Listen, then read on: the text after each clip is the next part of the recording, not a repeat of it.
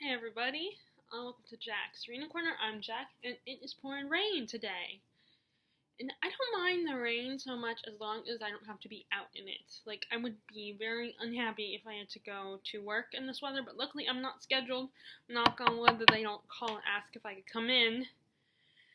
So, yeah, I don't mind. Like, I can understand why there are some people who like when it's raining and hearing the rain pounding and dripping on the windows, on the glass, and just sitting there and listening to it as you read a book. It is very soothing and very relaxing. It creates this nice atmosphere, even though it's like really dark in your house. It'll probably be like really dark in your house, so I have to turn on all my lights in my room. I definitely understand it. It's just like I just don't like being out in it. And there have been days, of course, when I was a student, when I had to walk in the rain, like either, when I was at my college, or like the bus stop was like 10-minute walk from my house. So if it was raining or if there was snow on the ground, it wasn't always fun to walk in that kind of weather for 10 minutes with a backpack full of books. And then, when I go to work and stuff, like, I always feel like I could ask, part of me wants to ask, if I can just keep an eye on it, on the parking lot, but then another part feels like, no, I need to get this done. The rain's not going to kill me, the worst it will do is give me a cold.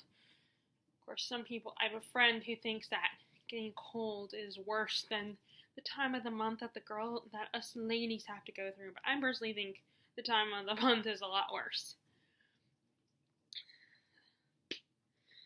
So, of course, I'm going to do some reading today, and my goal is to get quite a bit of the fantasy books that I'm thinking about reading for a fantasy-a-thon. Like, I've already started, even though it's not the 5th yet. That's when the readathon starts. I've already started that a little bit with Nevernight and Orcs, just to like get them, because they're chunky books,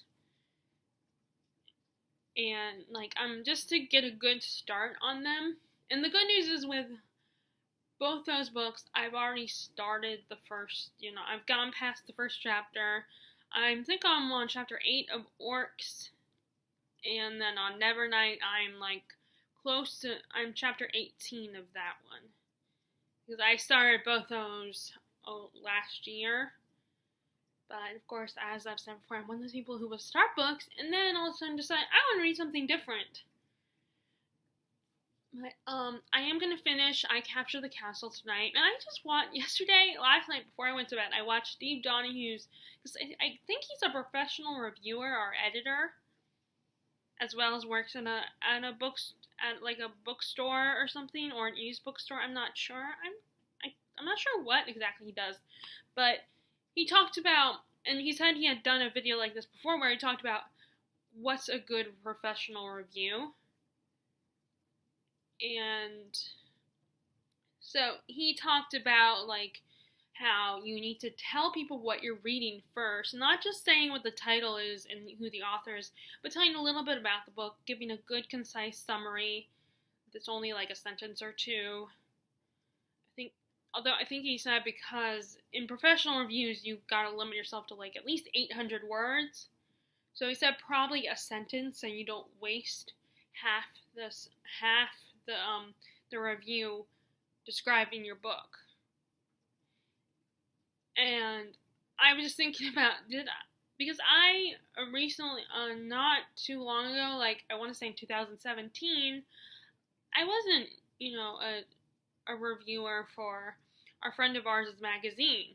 I didn't get paid for it, but I did review books. I don't know how well I did, but I mean, the community we live in, I don't think the people would necessarily, it's not like DC or New York, where I don't think they would really care how accurate my reviewing skills are. As long as I give them give them reasons why I like and dislike the book and how I would rate it, and give like as best of a summary as I can give. Although I'm sure Steve would probably say it doesn't matter. It wouldn't be fair to them as readers to not give a good, thorough review. So I feel like I want to work on that. It's very hard though, because I'm not one of those people who likes to go through as I'm reading my book, taking notes, stopping to take notes and highlighting things and finding, okay, what should I highlight? What's important? Because I had to do that in school, and even when I was in school, when I was a student, I still didn't do it as thoroughly as I should have done it. I don't like it, because then it takes me out of that story, and I have to worry about, okay, make sure I have a pencil and a highlighter or a pen or whatever on hand, and just have to stop. And I mean, I don't want to be, as far as right now, I don't want to be a professional reviewer anyway, but I still want to get better at my reviewing skills. And unfortunately, I think if I've improved in any way, it's only a tiny bit.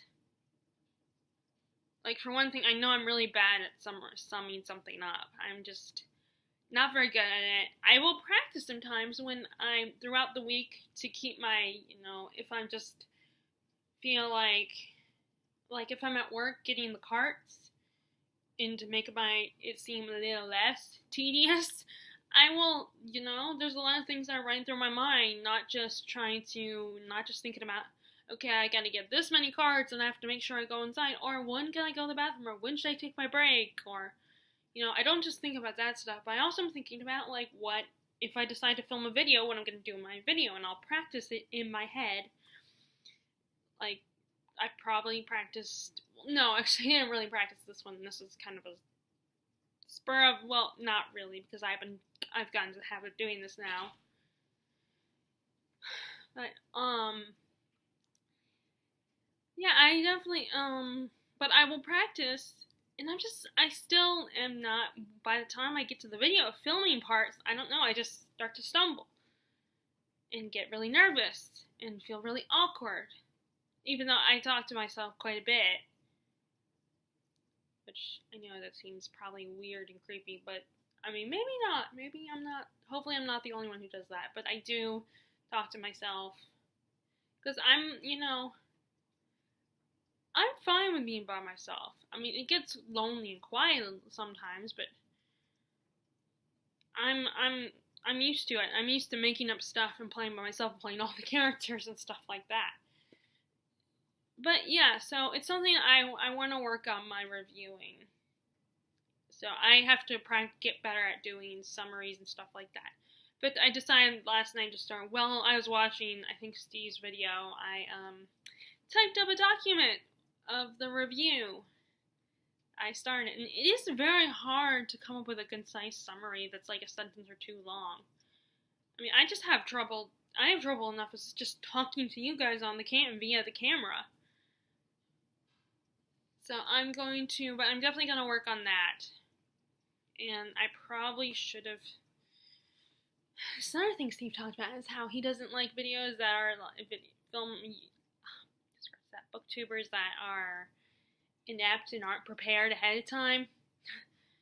So, I'm going to go get my books.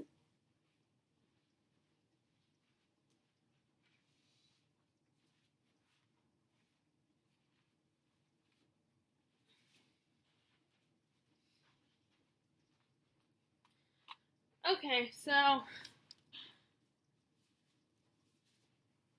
like I said, I gotta finish I Capture the Castle. I think I'm on the last chapter, or second to the last chapter. I don't know, let me check.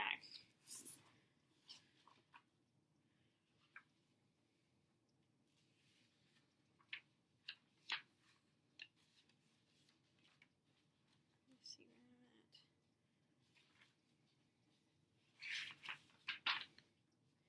I'm at. Oh, nope, second to the last chapter. I have two more. I'm on chapter 15. There's 16 chapters.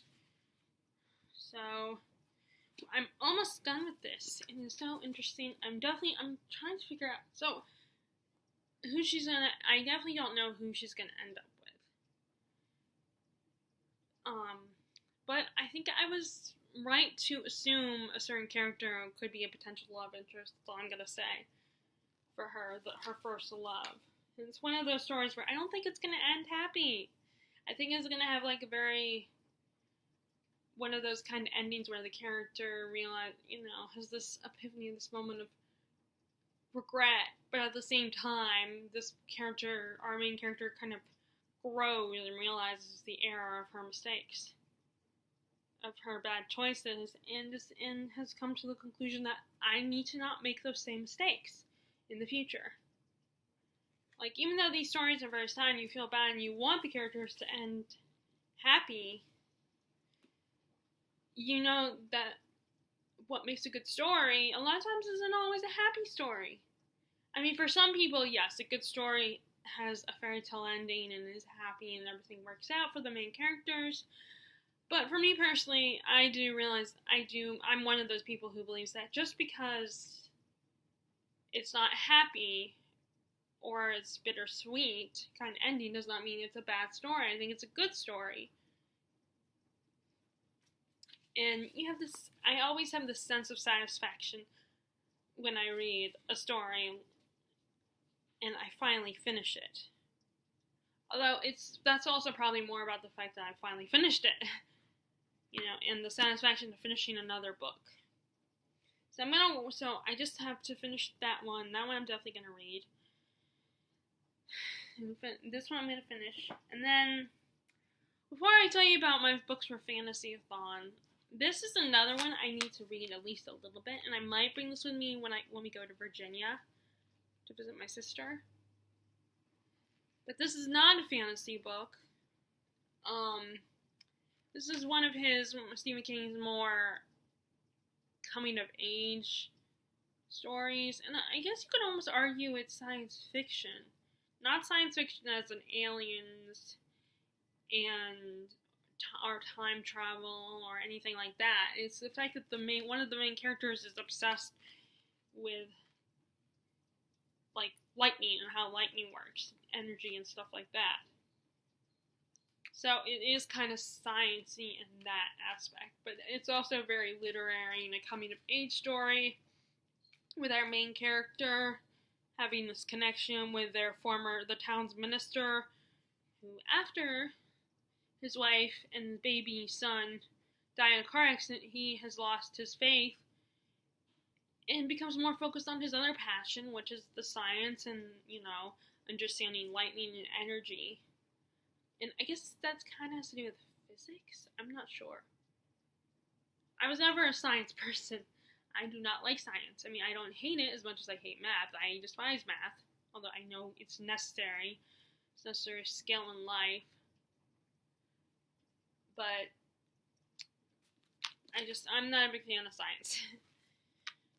I mean, sometimes it's kind of interesting, some of the things that science allows to happen and some of the things that are, But anyway, I need to read this.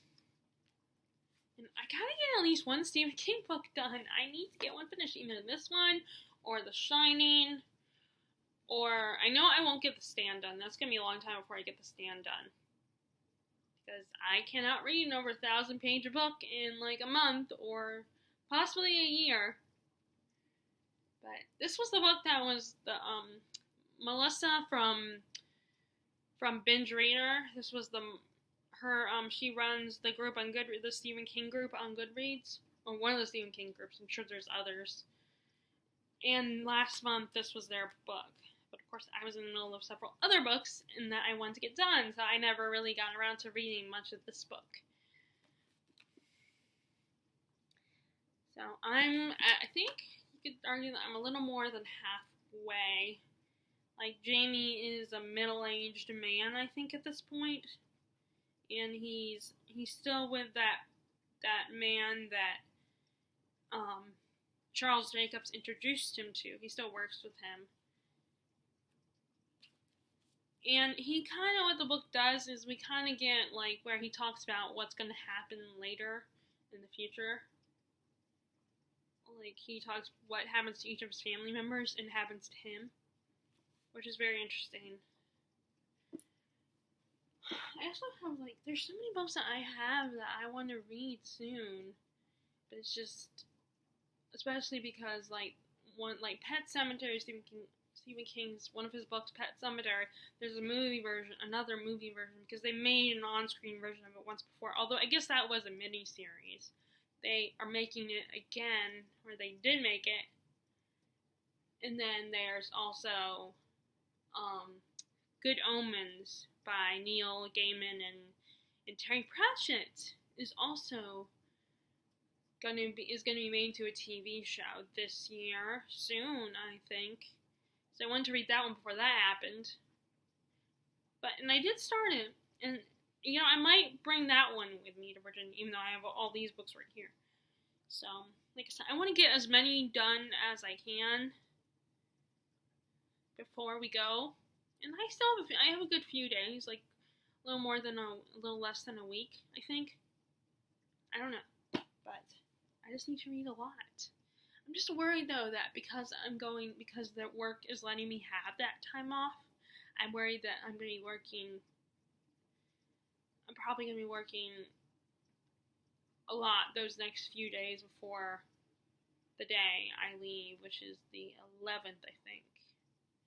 So, today is the 2nd, and I'm working on the 5th, so I'm wondering if I'm going to be working 6th, 7th, 8th, 9th, 10th, that they're going to have me on the schedule any of those days, because I'm going to be leaving for like a little more than a week. And then, so that will affect my reading, although I'm not a full-time, so I'll have a good amount of time, but then there's so many other things I like to do, like watch YouTube videos, particularly booktube videos, and watch TV, and watch movies, and then I'm trying to get into the habit of calling my grandma. Okay, so, and then I need to, this is, like I said, I'm in the middle of Nevernight. I want to read this one, and I'm close to halfway, or maybe a little bit more than halfway. Like I said, I'm chapter 18, and Mia Carver, our main character, she's been attending classes, and she got, one of the classes she went to, she got her face weaved, as they call the woman the Weaver, and she got her face weaved so that she looked beautiful, like she looked alluring a little bit, but also forgettable, like beautiful, but people would forget her. Like they would, in the moment they would be entranced by her, but then eventually, when she left them, they wouldn't remember her. Probably remember just the beautiful woman that they encountered. And a teacher sent her on a mission to retrieve a secret. That's her. Each of her teachers have given their students a special project. And this particular teacher, not the one who changed her face, but the one who brought her to the woman who changed her face, actually, she says she had sent Mia to retrieve a secret that not just Mia, but the whole class. And they learn all about the whole special traveling that they do between worlds and between cities, countries, or whatever you want to call them, through blood, which is really gross. Pig's blood, actually. I'd be so grossed out by that. And they essentially, Mia gets caught by these people, the people of the government, and they kidnap her, and they torture her until she reveals where she was before she arrived in this particular city that she's at. And I think I already talked about that, because I didn't read anything yesterday, so. I did read yesterday, but not this book. I'm kind of focused on getting I Captured the Castle done. And then, like I said, I want to read these two also.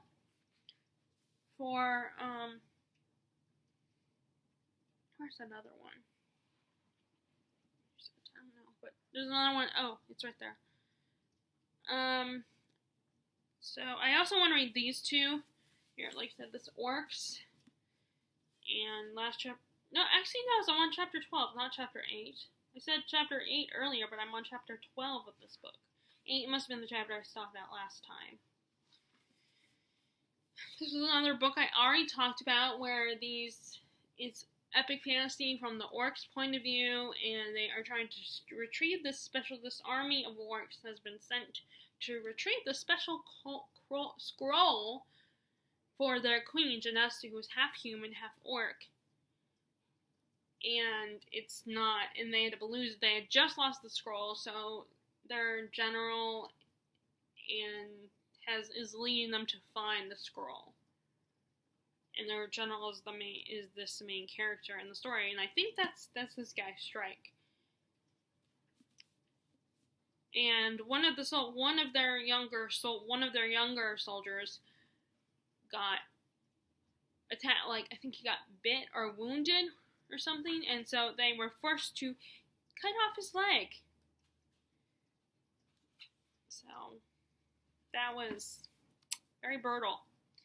But again, another book. I didn't read this yesterday, so I kind of already told you that stuff already in my previous video, so not much of anything new, but I'm going to read a little bit of it today. And then I haven't even started this book, but The Demon King, and I was going through my reviews yesterday, and one of the reviewers that I've seen periodically throughout book 2 was saying that she read this book within 2 days because she couldn't stop reading. So hopefully this will have the same effect on me. And I also have all four of the books in the series. I've shown in previous videos. In a previous video, I have all 4 books in this series. And the problem, I try to not bring hardback books with me if we go traveling because they are kind of heavy. But I haven't even started this one. And I don't remember exactly what it's about. It's like you have a wizard or sorcerer or whatever,